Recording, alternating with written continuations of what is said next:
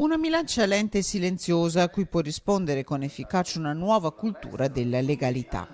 Giornata di confronto e dibattito per conoscere e superare le mafie, quella organizzata da Carabinieri e Università di Padova. Teatro dell'incontro, l'aula magna del Palazzo del Bo. La mafia è una presenza, spiega il procuratore Bruno Cherchi.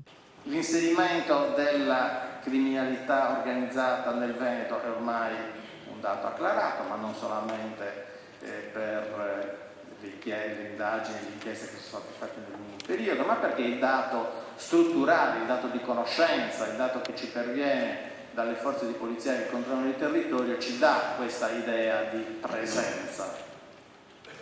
Quindi, superato il problema dell'infiltrazione, parliamo di presenza.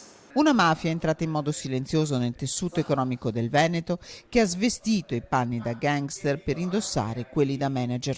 Un pericolo concreto e subdolo da individuare fin da subito. Dietro un certo atteggiamento, magari una disponibilità a risolvere un problema. Molte volte è questo, il mafioso normalmente appare come un risolutore di problemi all'inizio, non chiede nulla all'inizio, Una volta che però è entrato nel sistema e si è accreditato nel gruppo sociale, a quel punto tira fuori la sua vera natura.